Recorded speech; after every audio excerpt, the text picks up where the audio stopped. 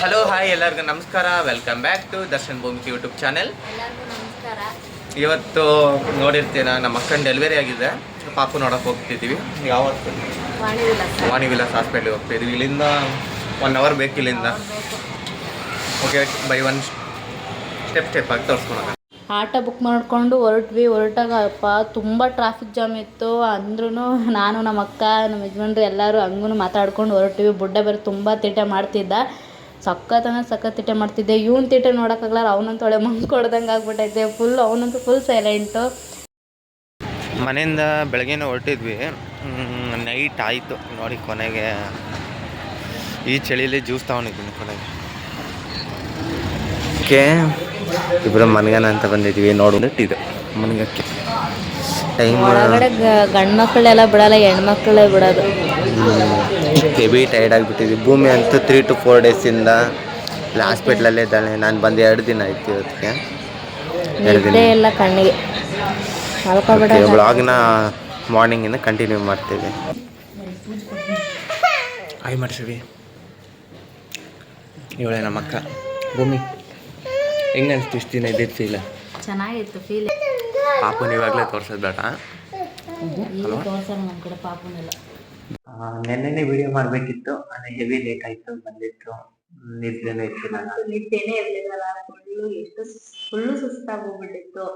ನಂಗೆ ನಿದ್ದೆ ಮಾಡಿದ್ರೆ ಸಾಕು ಅನ್ಸ್ಬಿಟ್ಟಿತ್ತು. ಅಲ್ಲಿ ಬೇರೆ ಮಕ್ಕಳು ಫುಲ್ಲು, ಒಂದು ಮಗು ಹತ್ರ ಇನ್ನೊಂದು ಮಗು ಅಳ್ತಾ ಇರುತ್ತೆ, ಆ ಮಗು ಹತ್ರ ಇನ್ನೊಂದು ಮಗು ಅಳ್ತಾನೆ ಇರುತ್ತೆ. ನಿದ್ದೆನೇ ಇರಲಿಲ್ಲ. ಫುಲ್ಲು ಸುಸ್ತಾಗ್ಬಿಟ್ರೆ. ವೀಡಿಯೋಸ್ಗಳು ಮಾಡಿಲ್ಲ, ಬ್ಲಾಗ್ಸ್ಗಳು ಮಾಡಿಲ್ಲ. ಫುಲ್ಲು ಸುಸ್ತಾಗಿ ಹೋಗ್ಬಿಟ್ಟಿತ್ತು. 7 ದಿನದಿಂದ ಅದೇ ಇದ್ದು. ನಾನು ಕೆಲಸಕ್ಕೆ ಹೋದೆ. ನಾನು 2-3 ಡೇಸ್ ಇದ್ದೆ ಹಾಸ್ಪಿಟ್ಲಲ್ಲಿ. ಮತ್ತೆ ಕೆಲಸ ಮನೇಲಿ ಯಾರಿರೋ ಒಬ್ಬನೇ ಇರ್ಬೇಕಿತ್ತಲ್ಲ, ಯಾರು ಇರ್ತಿಲ್ಲಲ್ವಾ. ಅದರಿಂದಾಗಿ ನಾನು ಮನೇಲಿದ್ದೆ. ಭೂಮಿ ಇತ್ತಲಲ್ಲಿ ಜೊತೆಗೆ.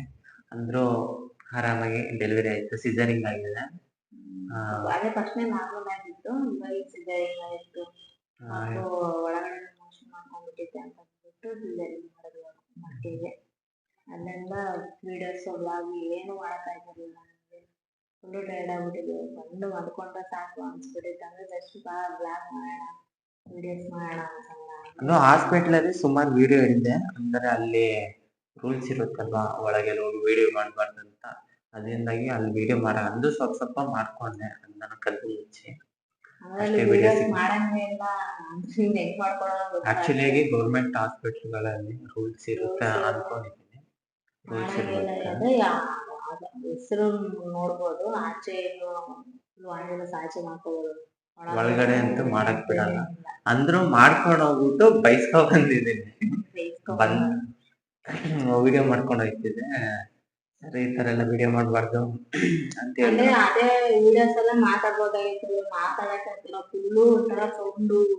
ಇಷ್ಟು ಸೌಂಡ್ ಅಂದ್ರೆ ಅಷ್ಟು ಸೌಂಡು. ನಮ್ಮ ವಾಯ್ಸ್ಗಿಂತ ಆಚೆ ಸೌಂಡೇ ಜಾಸ್ತಿ ಇತ್ತು. ಅದು ಬೇರೆ ಮೊಬೈಲಲ್ಲಿ ಒಂಚೂರು ಸೌಂಡ್ ಆದ್ರೆ ಜಾಸ್ತಿ ಕೇಳಿಸ್ಬಿಡುತ್ತಲ್ಲ. ಅದಕ್ಕೆ ಹೋಗಿ ಮನೆಯಲ್ಲ ಕುತ್ಕೊಂಡು ಮಾತಾಡ್ದಾಯ್ತು. ಸುಮ್ಮನೆ ಆಗ್ಬಿಟ್ಟೆ ಅವ್ರಿಗೆ. ಮತ್ತೆ ಮೊನ್ನೆ ಫೋಟೋ ಹಾಕಿದೆ ನಮ್ಮ ಅಕ್ಕನೊಟ್ಟಿಗೆ ಇದು ಡೆಲಿವರಿ ಟೈಮಲ್ಲಿ. ಸುಮಾರು ಜನ ಕಮೆಂಟ್ ಹಾಕಿದೆ, ಅಕ್ಕ ಯಾವ ಮಗು ಅಂತ ಕೇಳ್ತಾ ಇದ್ರು. ಹೆಣ್ಮಗು ಆಗಿದೆ. ಒಂಥರ ಲಕ್ಷ್ಮಿ ಮನೆಗೆ. ಮಂಗಳವಾರ ದಿನ ಹೆಣ್ಮಗು ಆಗಿದೆ, ಲಕ್ಷ್ಮಿ ಆಗಿದೆ. ಅದರಿಂದಾಗಿ ಆಸ್ಕ್ ಮಿ ಕ್ವಶನ್ ಅಂತ ಇನ್ಸ್ಟಾಗ್ರಾಮ್ ಅಲ್ಲಿ ಹಾಕಿದೀವಿ. ನಿಮ್ಮ ಕ್ವಶನ್ಗಳು ನನಗೆ ಸುಮಾರು ಜನ ಕಮೆಂಟ್ ಅಲ್ಲಿ ಅದೇ ಕ್ವಶನ್ಗಳು ಕೇಳ್ತಿರ್ತಿರಲ್ವಾ, ಅದಕ್ಕೆ ಕಮೆಂಟ್ ಅಲ್ಲಿ ಸುಮಾರು ಜನಕ್ಕೆ ರಿಪ್ಲೈ ಕೇಳೋರೆ, ಯೂಟ್ಯೂಬ್ ಅಲ್ಲಿ ಕೇಳೋರೆ ಕ್ವಶನ್ಗಳು. ಅದಕ್ಕೆ ಆನ್ಸರ್ ಮಾಡೋಣ ಅಂತ ಅಂದ್ಬಿಟ್ಟು ಹಾಕಿದ್ದೀವಿ. ಅದಕ್ಕೂ ಆನ್ಸರ್ ಮಾಡ್ತೀವಿ. ನಿಮ್ಗೆ ಏನೇ ಡೌಟ್ಸ್ ಇದೋ, ನಿಮ್ಗೆ ಏನೇ ಡೌಟ್ ಇದ್ರು ನನ್ನ ಹತ್ರ ಕೇಳ್ಬೋದು. ನಾವು ಅದಕ್ಕೆ ಆನ್ಸರ್ ಮಾಡೇ ಮಾಡ್ತೀವಿ. ಅದೇ ಈ ಬ್ಲಾಗ್ ಅಲ್ಲಿ ಯಾವ್ದಕ್ಕೂ ಆನ್ಸರ್ ಕೊಡಕ್ಕೆ ಆಗಲ್ಲ. ಅದರಿಂದಾಗಿ ಕ್ವಶನ್ ಇದು ಹಾಕಿದೀವಿ. ಅದಕ್ಕೆ ಬಂದ್ಬಿಟ್ಟು ನಿಮ್ಮ ಕ್ವಶನ್ಗಳನ್ನ ಹಾಕಿ ನೆಕ್ಸ್ಟ್ ಬ್ಲಾಗ್ ಅಲ್ಲಿ ಬಂದ್ಬಿಟ್ಟು ಪ್ರತಿಯೊಂದು ಕ್ವಶನ್ಗಳಿಗೆ ನೇಮ್ ಹೇಳಿ ಅದಕ್ಕಿರೋ ಉತ್ತರನೂ ಕೂಡ ಕೊಡ್ತೀವಿ ನಾವು. ಯಾವುದೇ ಕ್ವಶನ್ ಆಗಿರೋದು ಕೂಡ, ಅಂದ್ರೆ ಮ್ಯಾರೇಜ್ ಬಗ್ಗೆ, ಲವ್ ಸ್ಟೋರಿ ಅಥವಾ ಈಗಿನ ಫ್ಯೂಚರ್ ಹೇಗಿದೆ, ಅಂದ್ರೂ ಏನಾದ್ರು ಬೇರೆ ಏನಾದ್ರು ಕ್ಯೂರಿಯಾಸಿಟಿ ಇದ್ರೆ ಹೇಳಿ, ಅದಕ್ಕೆ ಆನ್ಸರ್ ಕೊಡೋದು. ಬೇರೆ ಏನಿಲ್ಲ. ಇದೇ ಖುಷಿ. ನಮ್ಗೊಂದು ನಮ್ಮ ಮನೆಗೆ, ನಮ್ಮ ಫ್ಯಾಮಿಲಿಗೆ ಒಂದು ಮಗು ಬಂತು ಅನ್ನೋದು ಖುಷಿ. ನಮ್ಮ ಅಕ್ಕೆಗೂ ದೊಡ್ಡ ಅಕ್ಕೆಗೂ ಫಸ್ಟ್ ಗಂಡು ಪಾಪ ಆಗಿದ್ದು, ನಮ್ಮ ಅಕ್ಕಂಗೂ ಗಂಡು ಪಾಪ ಆಗಿದ್ದು, ನಮ್ಮ ಚಿಕ್ಕ ಅಕ್ಕೆಗೂ ಗಂಡು ಪಾಪ ಆಗಿರೋದು. ಆಲ್ಮೋಸ್ಟ್ 3 ಜನಕ್ಕೂ ಗಂಡು ಪಾಪ ಆಗಿದ್ರು, ಯಾರು ಹೆಣ್ಣು ಪಾಪ ಆಗಿಲ್ಲ. ಇವಾಗ ಹೆಣ್ಣು ಪಾಪ ಆಗಿರೋದಕ್ಕೆ ಫುಲ್ ಖುಷಿ. ಎಲ್ಲರೂ ಕೂಡ ಖುಷಿಯಾಗಿದ್ದಾರೆ.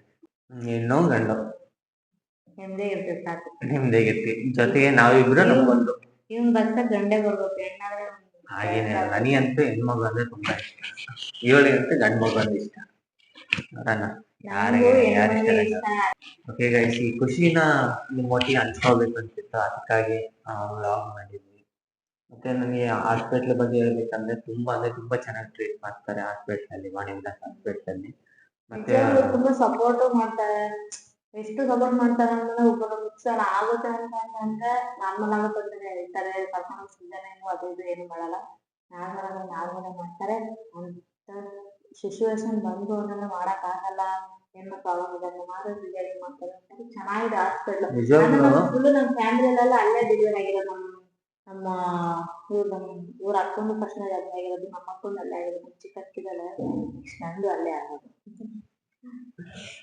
ಈ ಹಾಸ್ಪಿಟ್ಲ್ ಬಗ್ಗೆ ಮಾಹಿತಿ ಇಲ್ಲ. ನಿಜವಾಗ್ಲೂ ಹೇಳ್ಬೇಕಂದ್ರೆ ನಾನು 3 ದಿನ ಇದ್ದಾಗನು ಹಾಸ್ಪಿಟ್ಲ್ ಅಲ್ಲಿ ಕೊಡೋ ಊಟ ಆಗಿರ್ಬೋದು ತುಂಬಾ ಚೆನ್ನಾಗಿತ್ತು. ನಾರ್ಮಲ್ ಹೋಟ್ಲಲ್ಲಿ ಹೆಂಗಿರುತ್ತೆ ಅದೇ ತರ ಊಟ ಕೊಡ್ತಾರೆ.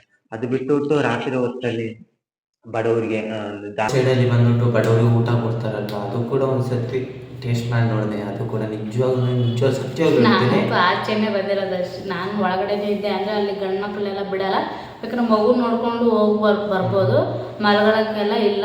ಬೇಕಾದ್ರೆ ಏನೋ ಟೀ ಕಾಫಿ ಏನಾದರೂ ಕೊಡೋಕೆ ಮಾತ್ರ ಬರ್ಬೋದು ಅಷ್ಟೇ. ಅಲ್ಲೇ ಮಲ್ಕೊಳ್ಳೋದು ಅದೆಲ್ಲ ಇಲ್ಲ, ಅವೆಲ್ಲ ರೂಲ್ಸು. ಆಚೆನೆ ಮಲ್ಕೋಬೇಕು. ಪಾಪ ನಂಗೆ ದರ್ಶಿಗಳು ಪಾಪ ಅಷ್ಟೊಂದು ಚಳಿ ಹೆಂಗೆ ಮಲ್ಕೊಂತಾನೆ. ಎಲ್ಲರೂ ಮಲ್ಕೊಳ್ತಾರೆ ಅವ್ರ ಸೈಡಲ್ಲಿ. ಸಿಕ್ಕಾಪಟ್ಟೆ ಚಳಿ, ಎಷ್ಟು ಚಳಿ ಅಂತಂದ್ರೆ ಇವ್ನಿಗೆ ಸ್ವೆಟ್ರು ಇಲ್ಲ. ನಮ್ಮ ಅಣ್ಣಂಗೆ ನಿಜ 4 ದಿನ 5 ದಿನ ಮಲ್ಕೊಂಡು ಫುಲ್ಲು ಜ್ವರನೇ ಬಂದ್ಬಿಡೈತೆ.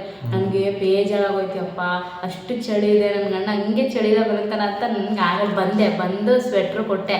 ಅವಾಗ ಸ್ವಲ್ಪ ಚಳಿ ಕಮ್ಮಿ ಐತೆ ಅನ್ಸುತ್ತೆ. ಲಾಸ್ಟ್ ದಿನ ಮಾತ್ರ ಚೆನ್ನಾಗಿದೆ ಮಲ್ಕೊಂಡೆ. ಆ ಸ್ವೆಟರ್ ಎಲ್ಲ ಕಟ್ಟಿಬಿಟ್ಟು ನೀಟಾಗಿ ಕಂಬಳಿ ಒರೆಸ್ಬಿಟ್ಟು ಸ್ವಲ್ಪ ಹೊತ್ತು ಮನಗಿದ್ಲು. ಸ್ವಲ್ಪ ಹೊತ್ತು ಮನಗಿಬಿಟ್ಟು ಆಮೇಲೆ ಹೋಗ್ಬಿಟ್ಟು ಅವಳು ಹಾಸ್ಪಿಟ್ಲ್ ಒಳಗೆ ಹೋದ್ಲು.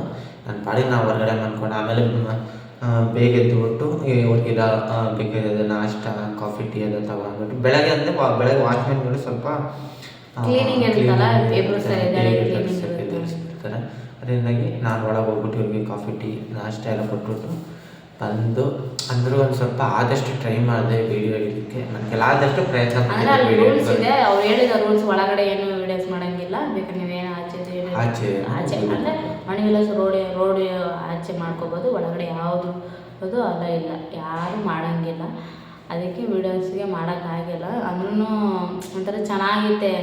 ಎಷ್ಟು ಚೆನ್ನಾಗಿತ್ತು ಅಂತಂದರೆ ನಿಜ. ಅಂದರೆ ಏನು ಅಂತಂತಂದರೆ ಇಲ್ಲೆಲ್ಲ ಓಡಾಡಿ ಫುಲ್ಲು ಖುಷಿಯಾಗಿರ್ತೀವಿ. ಒಂದೇ ಜೊತೆ ಹೋಗಲ್ಲ ಹಾಸ್ಪಿಟ್ಲಿಗೆ ಹಾಕಿದಾಗ ಅಯ್ಯೋ ಇನ್ನೂ ಅಲ್ಲಿ ಯಾವಾಗ ಹೋಗ್ತೀವಿ ಅಂತ ಆ ಥರ ಮೈಂಡ್ ಸೆಟ್ ಬಂದ್ಬಿಡುತ್ತೆ. ನನಗಂತೂ ಫುಲ್ಲು ಚಿಂತೆ ಮಾಡಿಬಿಟ್ಟಿದ್ದೆ. ದರ್ಶಿಗೆ ಕೇಳಿ 20 ಜೊತೆ ಫೋನ್ ಮಾಡ್ತಿದ್ದೆ ದರ್ಶಿಗಂತೂ.